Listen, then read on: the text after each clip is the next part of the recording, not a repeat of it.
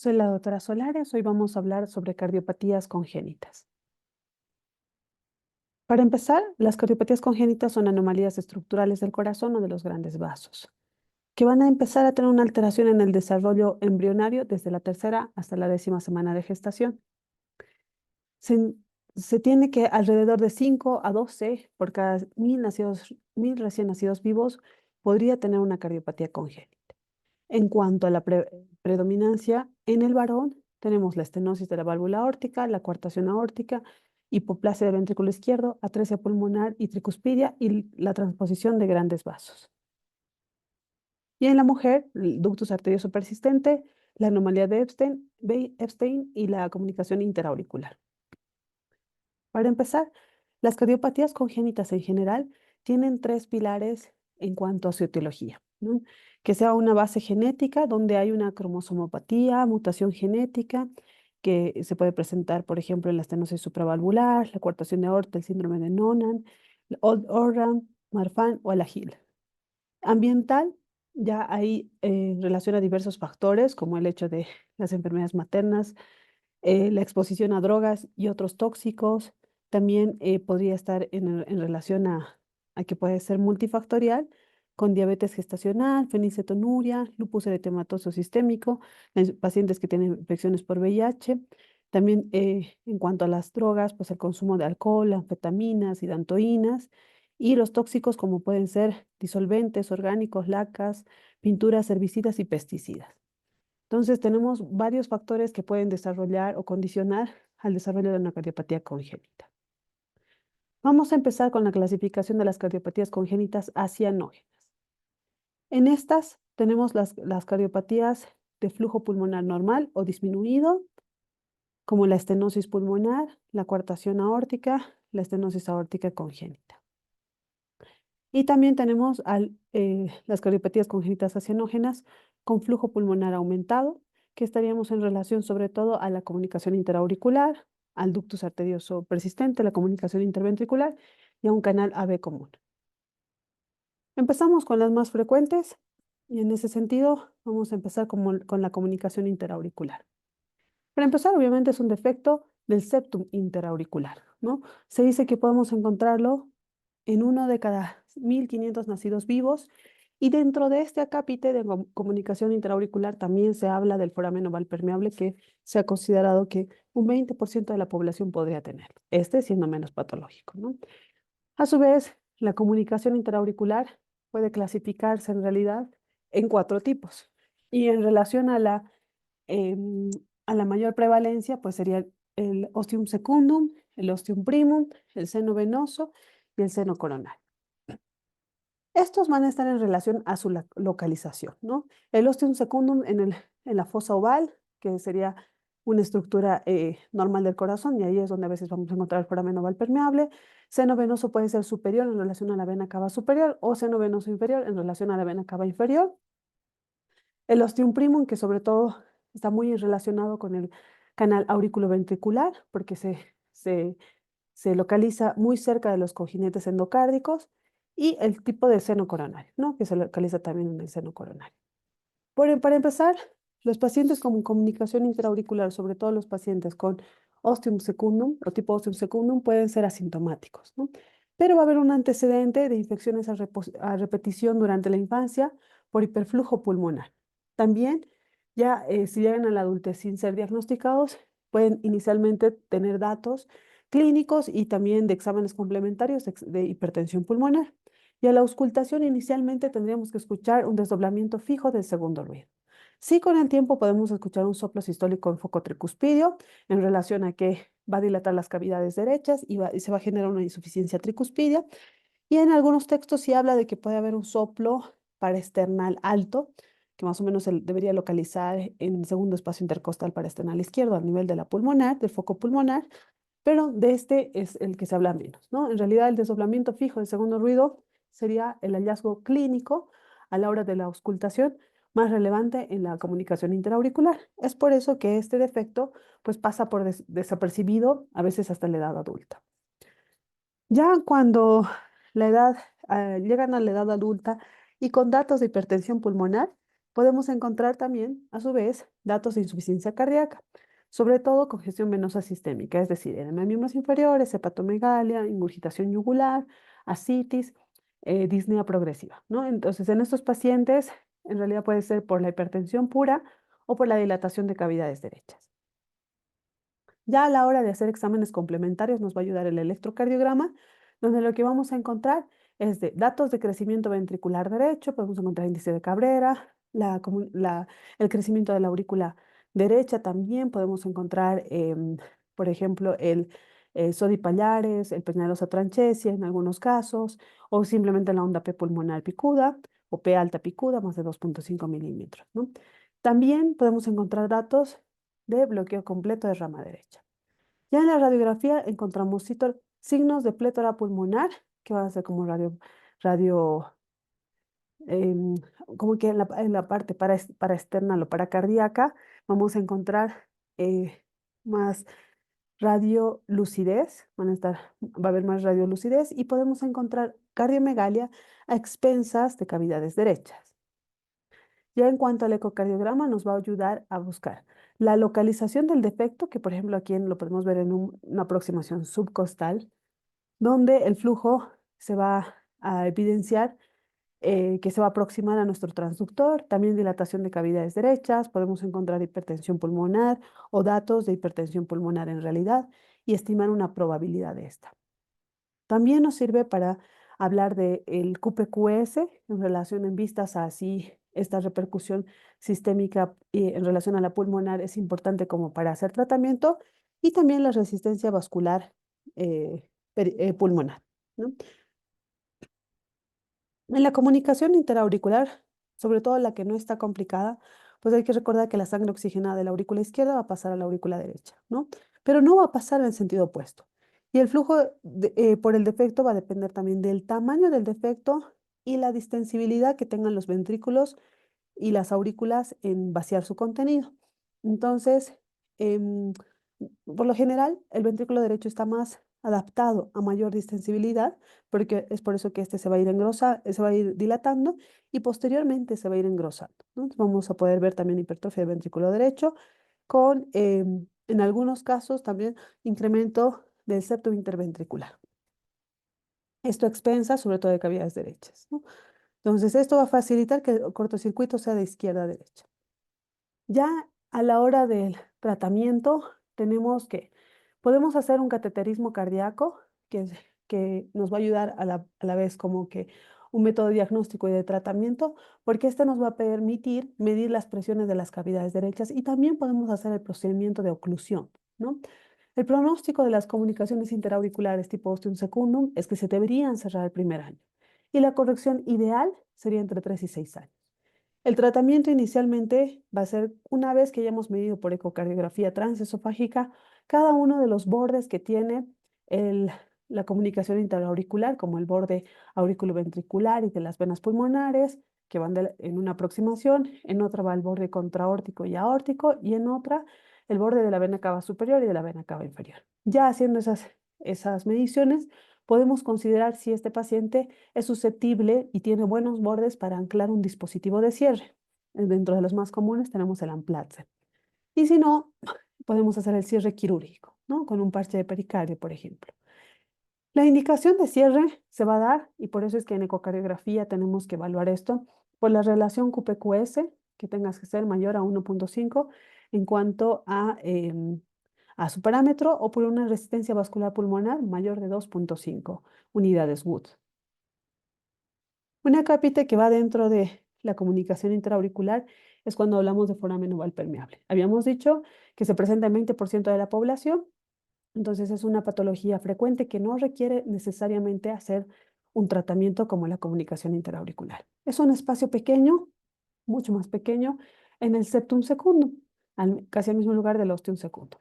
Sin embargo, este se ha relacionado bastante con el ABC isquémico paradójico, en el cual el paciente no tiene datos, por ejemplo, cardiogénicos del ABC, no hay arritmia, no hay valvulopatía mitral o aórtica. En ese caso, tenemos que evaluar la presencia por oval permeable y en pacientes jóvenes también. Y se ha relacionado también con migraña, ¿no? El que va a generar la apertura de este foramen oval es en realidad la presencia del paciente, o sea, en maniobra de Valsalva. Entonces, así también como evaluamos por ecocardiografía, haciendo maniobra de Valsalva con test de solución salina agitada, que en realidad es solución fisiológica, más la sangre del paciente, y se va mezclando con 2 jeringas por una bránula, mejor dicho, con una llave de 3 vías, y el paciente con una bránula, y se va a aplicar como si fuera un contraste, ¿no? Este nos va a permitir, sin maniobra de Valsalva y con maniobra de Valsalva, evaluar el paso de lo que se llamarían burbujas hacia las cavidades izquierdas. El cierre en realidad solo se debe realizar si es que estamos considerando que el AVC es paradójico, y en casos de aneurisma septal hay que tener mucho cuidado en tener en cuenta este foramen oval, ¿no? Hay que evaluarlo nuevamente. La comunicación interventricular. Es un defecto en el septum interventricular. Estas comunicaciones la comunicación interventricular, perdón, tendría que ser la cardiopatía congénita en general y en global más frecuente. Se dice que puede haber una incidencia de 1.5 a 3.5 por cada 1000 nacidos vivos, ¿no?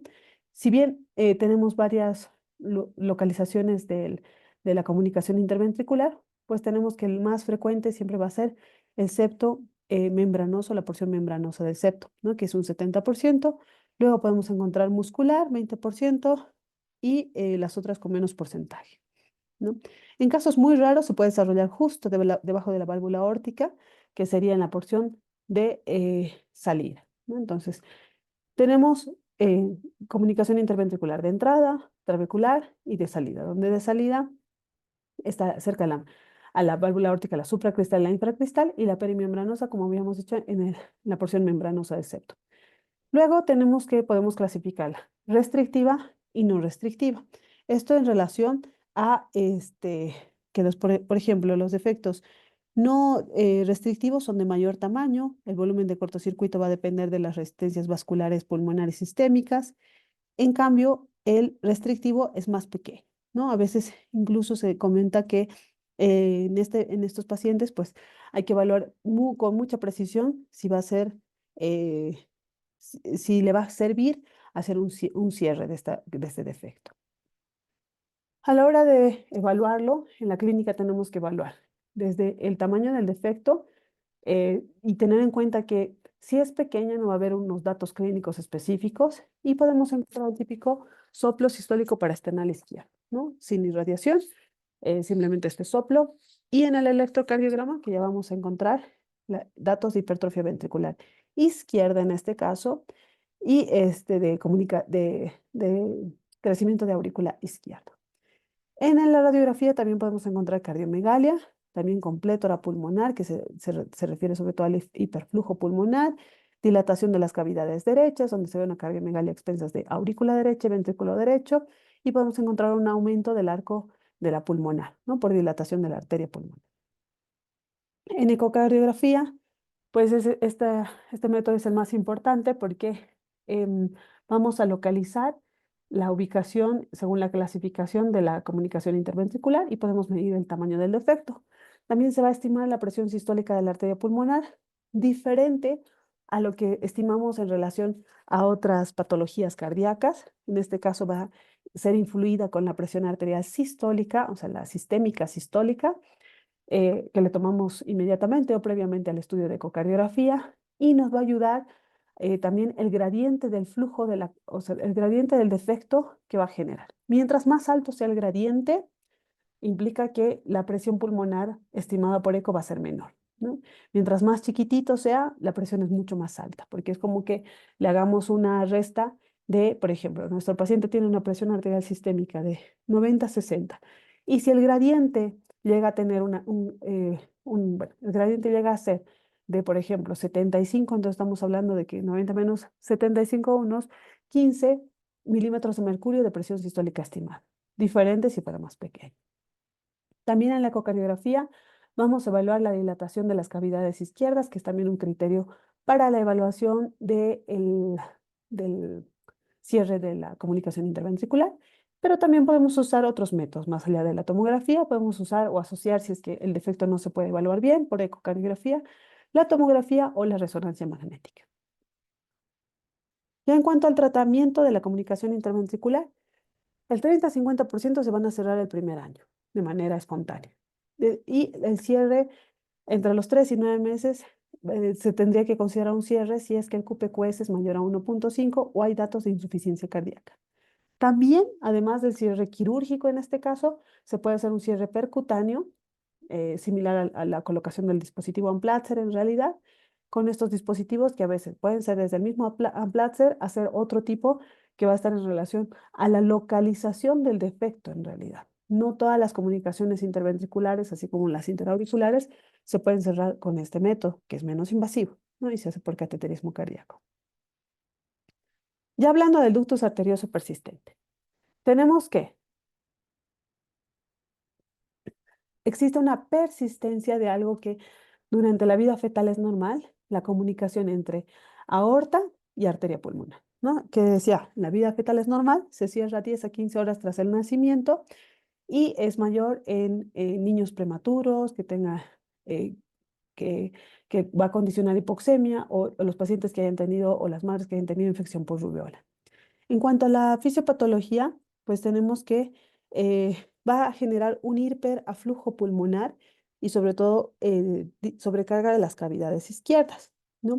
La falta de cierre del conducto en realidad va a mantener este cortocircuito entre aorta descendente y arteria pulmonar izquierda sobre todo, ¿no? Y la magnitud del flujo por el cortocircuito va a depender específicamente del área y la longitud que tenga el defecto. Por eso es que medimos en ecocardiografía un cabo aórtico y un cabo pulmonar, ¿no? También podemos medir la longitud del defecto como tal. Este cortocircuito inicialmente va a ser izquierda-derecha, la circulación pulmonar, la aurícula izquierda y el ventrículo izquierdo va a empezar a tener entonces una sobrecarga de volumen, va a dilatar ventrículo izquierdo, generar insuficiencia cardíaca izquierda y el ventrículo derecho se va a mantener normal, ¿no? A menos que se desarrolle vasculopatía pulmonar y si pasa esto, pues viene el síndrome de Eisenmenger, que puede venir en varias cardiopatías congénitas acianógenas, donde hay una inversión del cortocircuito que va a hacer que la sangre va a ir desde la arteria pulmonar en este caso hacia la aorta descendente.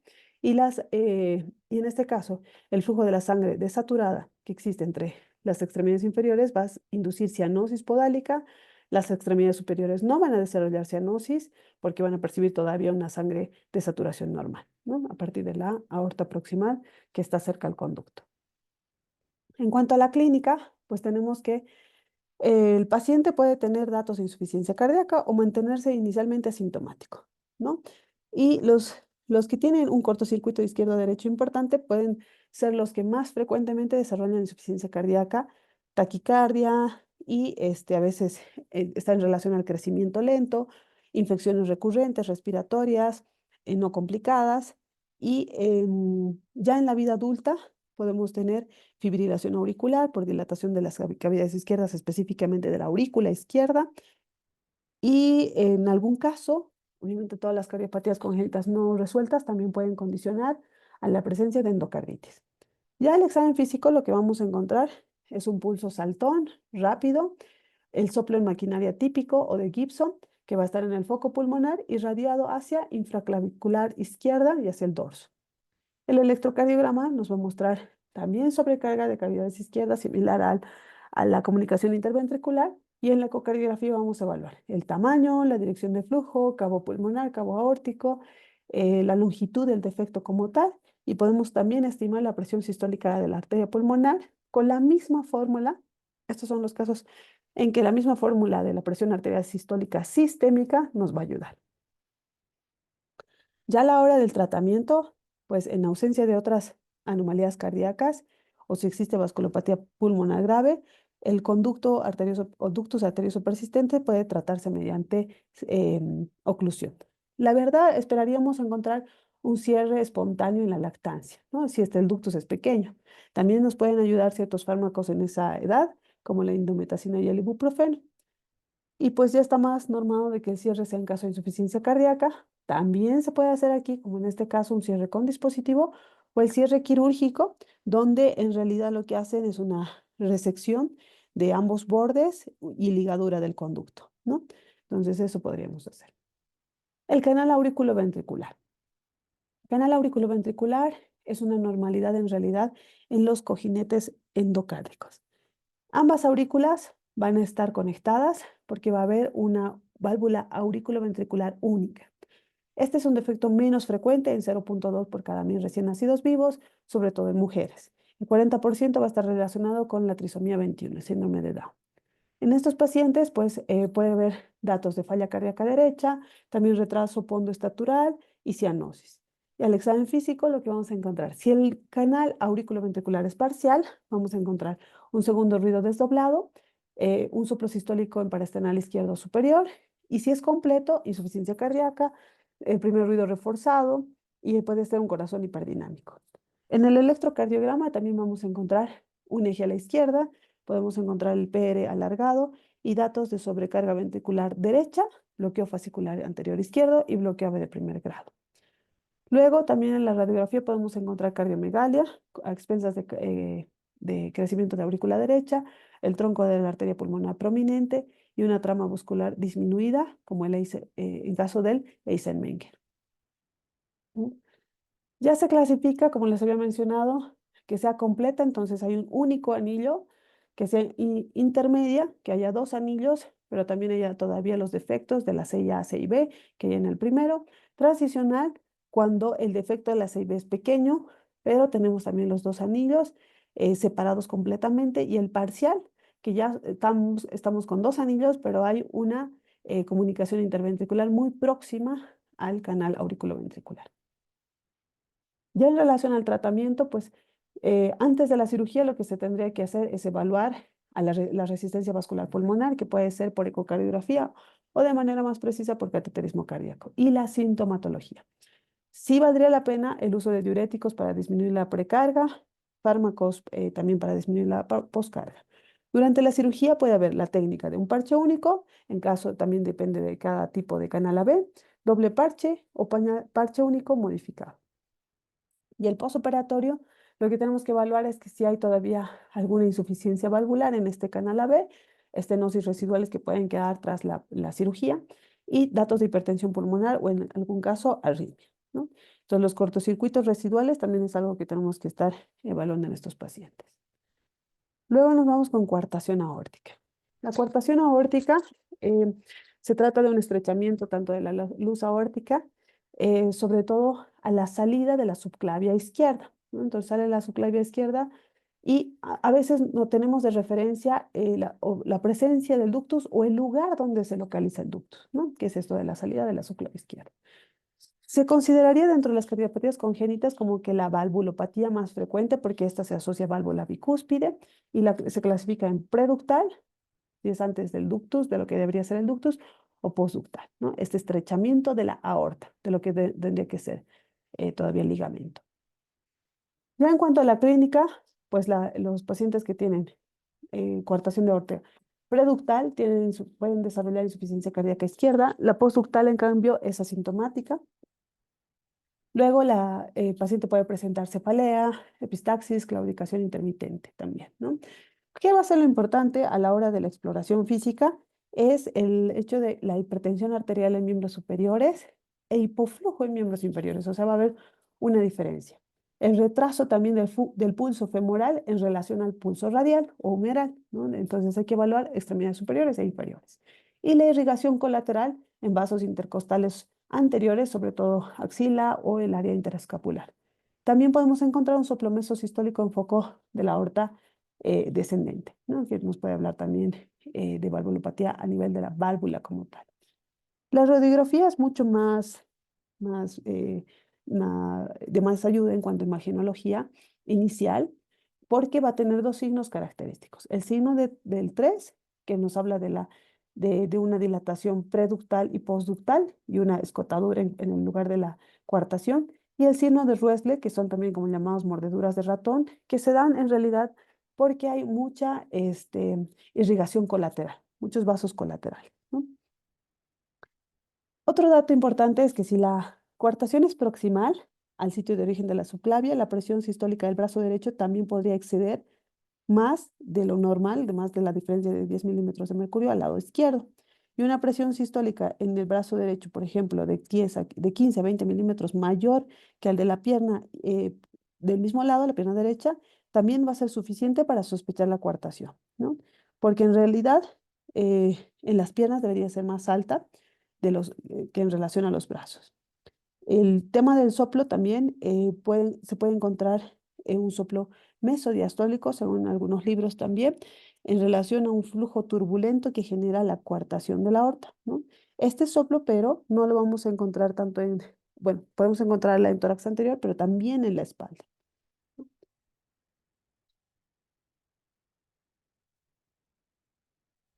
En el electrocardiograma, en realidad va a haber un desvío del eje a la izquierda, hipertrofia ventricular izquierda. En el ecocardiograma lo que nos va a ayudar inicialmente es a evaluar en la aproximación supraesternal la velocidad y gradiente máximo de la aorta descendente, que hay que tener mucho cuidado cuando ésta supera los 20 milímetros de mercurio, ¿no? Y en la tomografía, angiotomografía de aorta, perdón, se borró la imagen, en realidad es el estudio más indicado porque vamos a medir el tamaño de la aorta descendente, preductal, postductal, la localización, cuánto de estrechez hay, todas las mediciones se van a realizar mediante angiotomografía de aorta. Ya el tratamiento tenemos que considerarlo primero antes de los 5 años de vida, ¿no?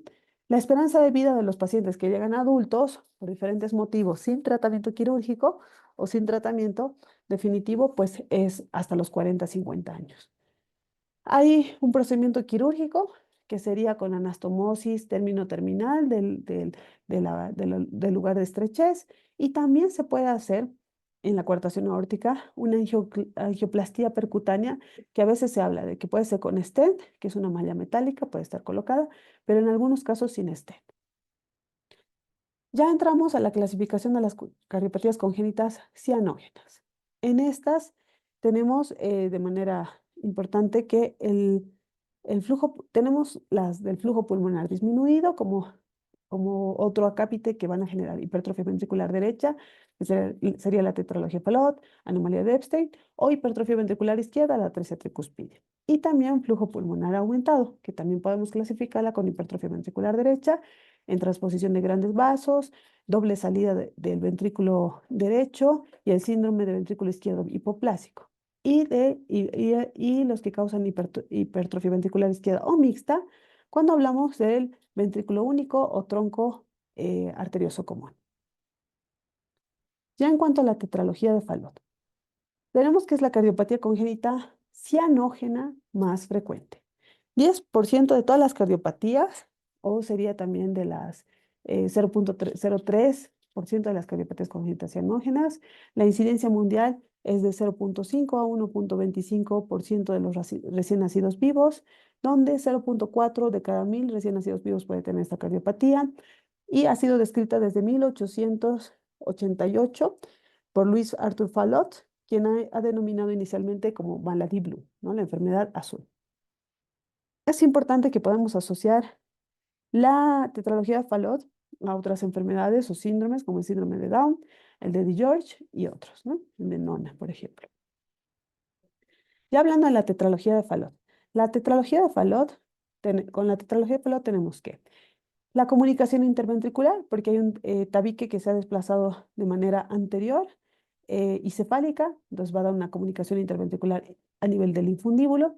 La estenosis pulmonar, por el mismo desplazamiento del septum infundibular, va a empezar a estrechar la pulmonar como tal.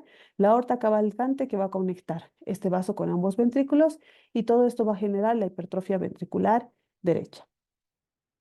Ya en cuanto a la tetralogía de Fallot, tenemos que depende mucho de la estenosis pulmonar. Si esta es leve, el flujo va a seguir siendo de izquierda a derecha. Pero si la estenosis pulmonar es importante, va a ser flujo de derecha a izquierda, ¿no? Entonces esto va a modificar. En realidad, el desplazamiento del septo interventricular en su porción infundibular va a condicionar la hipertrofia ventricular derecha por la carga de presión en relación a la estenosis, y la sangre desoxigenada de las venas sistémicas se va a desviar tanto por la C y B al ventrículo izquierdo, lo que puede generar en el paciente hipoxemia sistémica y cianosis. Ya en cuanto al cuadro clínico, tenemos que los síntomas, en relación a los síntomas, la disnea va a presentarse en ejercicio, vamos a encontrar pacientes con crisis hipóxicas, de hipercapnia y cianosis, puede llegar al síncope y convulsiones, ¿no? También hay una vasodilatación sistémica que va a aumentar el flujo a veces de derecha a izquierda. La cianosis en estos pacientes va a ser progresiva entre el tercer y sexto mes.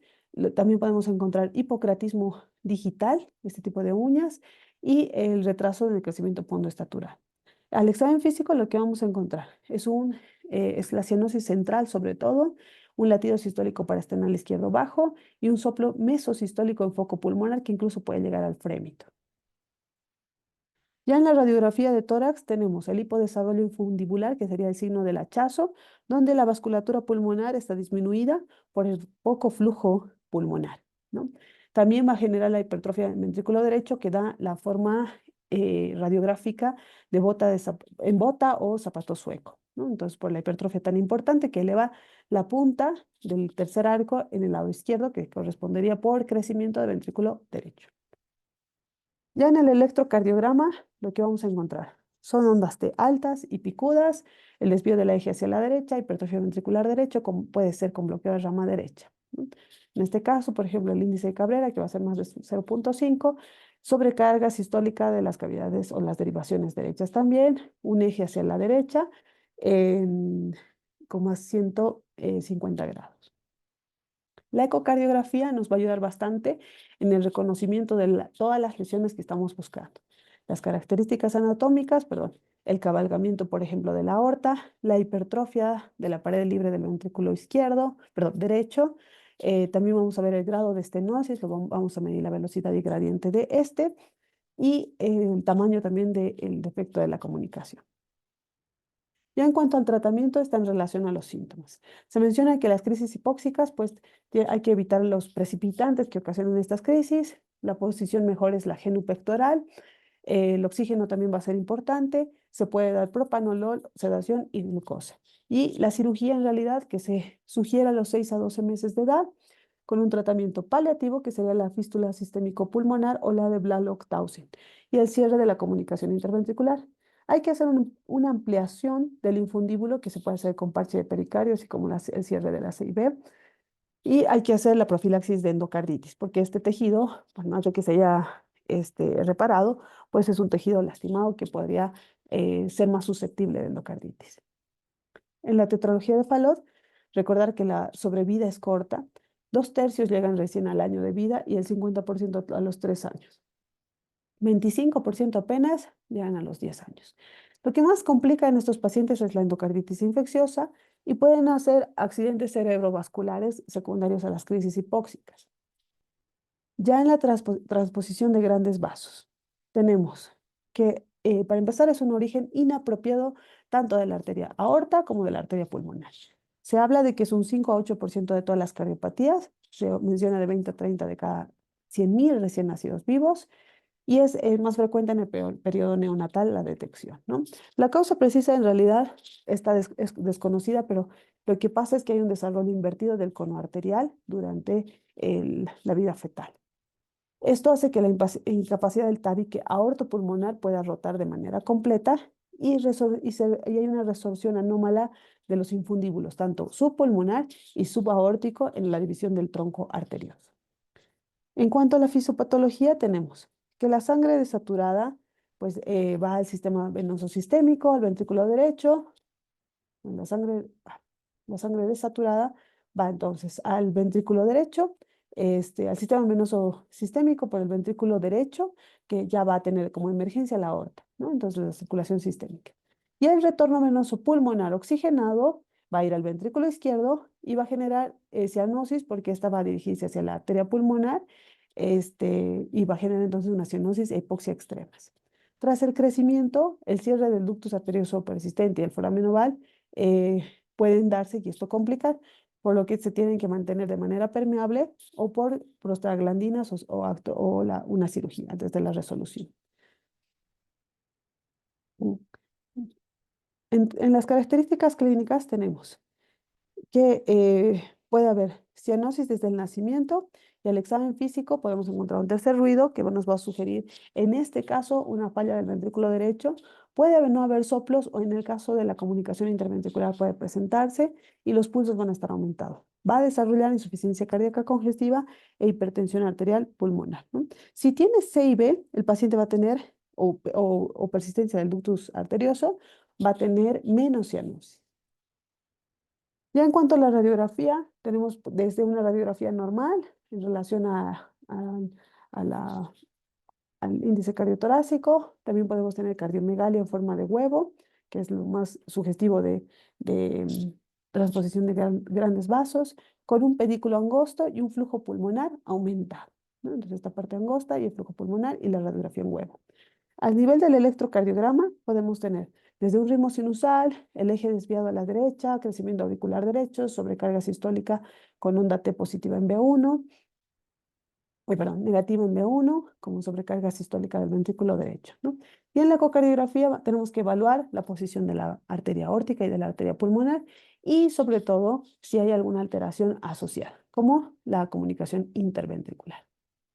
Ya el tratamiento en este caso es con prostaglandinas para que se mantenga el conducto arterioso, el oxígeno y el manejo de insuficiencia cardíaca y acidosis metabólica. Pero ya el quirúrgico tenemos dos también. Paliativo, que sería la septostomía con valor tipo Raskin, o el correctivo, que ya sería la operación de Yaten, ¿no? Donde hay el intercambio arterial, que es mejor que se pueda realizar a las 3 semanas, ¿no? También tenemos la operación de Senning, donde se va a invertir el flujo auricular, y la del Rastelli, bueno, Mustard y Rastelli, que habla de la comunicación del ventrículo derecho a la arteria pulmonar en la transposición de grandes vasos con comunicación interventricular más estenosis pulmonar. El pronóstico. En estos pacientes, el pronóstico es que a los 7 días el 30% fallece, al primer mes el 50% y el primer año el 90%. Entonces, un pronóstico muy malo para estos pacientes. 10% de los pacientes también puede fallecer a pesar del tratamiento quirúrgico. Se pueden complicar y excepcionalmente se ha visto pacientes, perdón, a llegar hasta los 5 años. Se pueden complicar también con arritmias como la aleteo auricular, bloqueo auriculoventricular o enfermedad del nodo sinusal, la insuficiencia coronaria y también muerte súbita. Ya hablando de la anomalía de Epstein. La anomalía de Epstein, tenemos que tener en cuenta que tiene una incidencia de 1 en cada 200.000 recién nacidos vivos. Se considera que de todas las cardiopatías congénitas llega a ser el 0.03 al 0.6% y pueden sobrevivir hasta la tercera década. Depende también del grado de desplazamiento tricuspidio que tengan.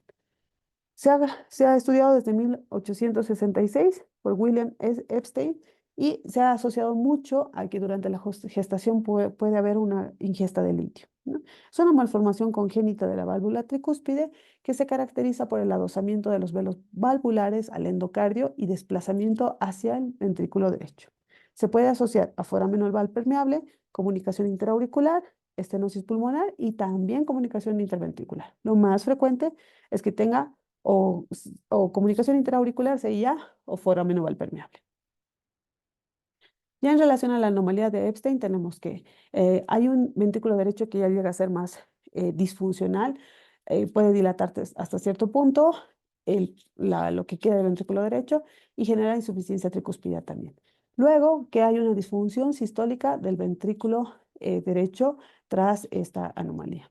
Se clasifica por Carpentier desde 1988 en eh, clase A de Carpentier, que sería con un volumen de ventrículo derecho adecuado; la B, que tiene una gran porción atrializada del ventrículo derecho sin afectar mucho la valva anterior; luego, que la valva anterior va a estar restringida en su movilidad, con una obstrucción incluso puede ser del tracto de salida del BD; y la D, que ya hay una completa atrialización, o sea, ya esto queda de ventrículo, y hay un pequeño infundíbulo, ¿no? O sea, casi ya se queda atrializado el ventrículo y excepto el infundíbulo.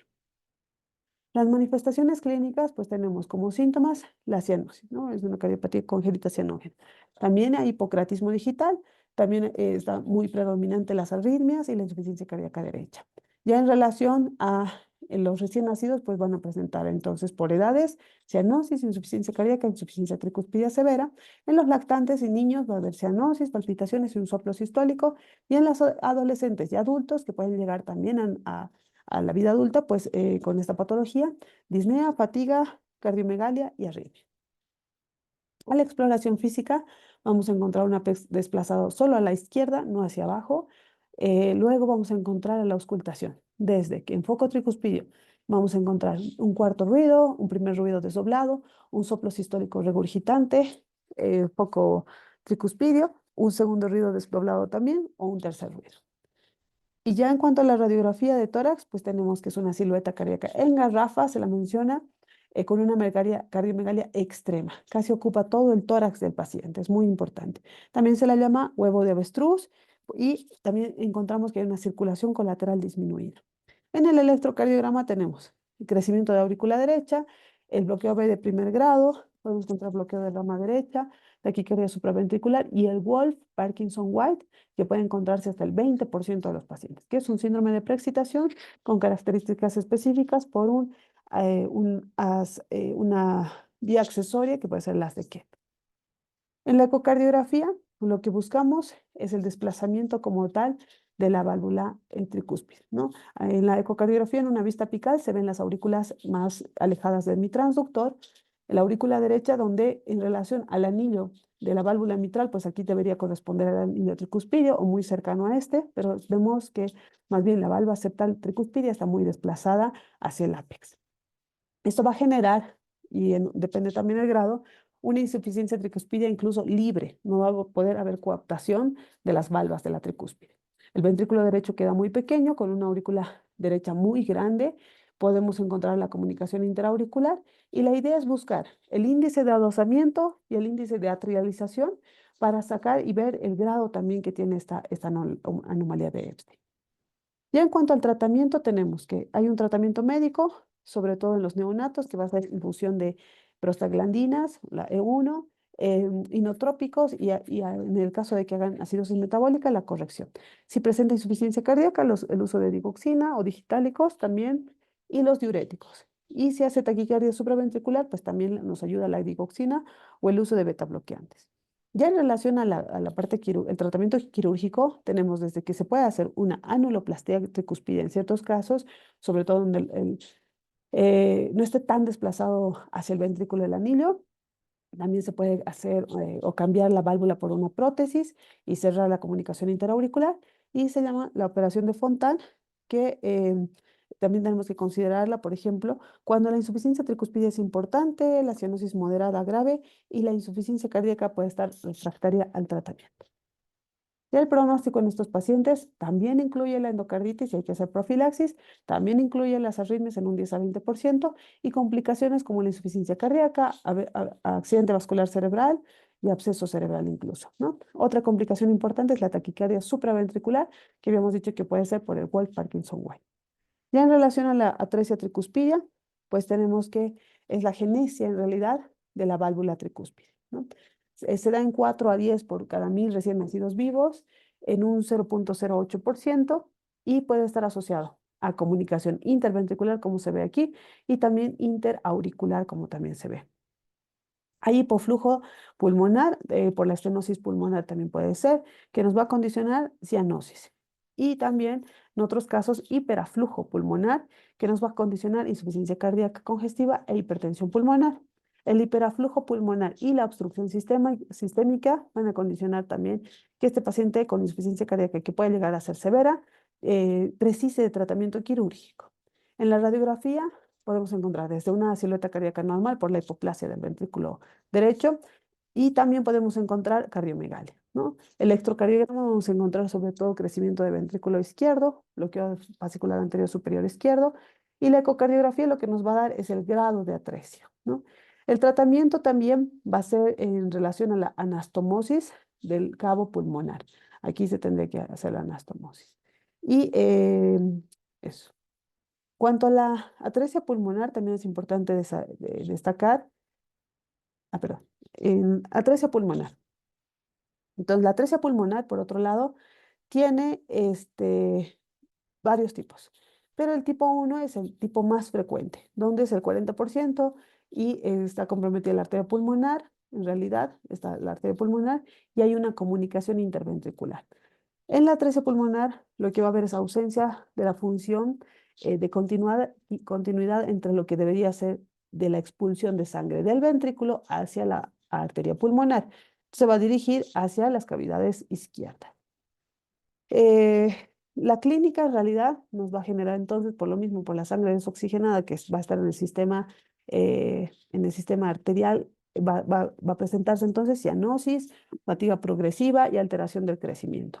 El diagnóstico nos va a ayudar la radiografía de tórax, donde va a haber un crecimiento de aurícula derecha y muy pocas veces hipertrofia ventricular derecho.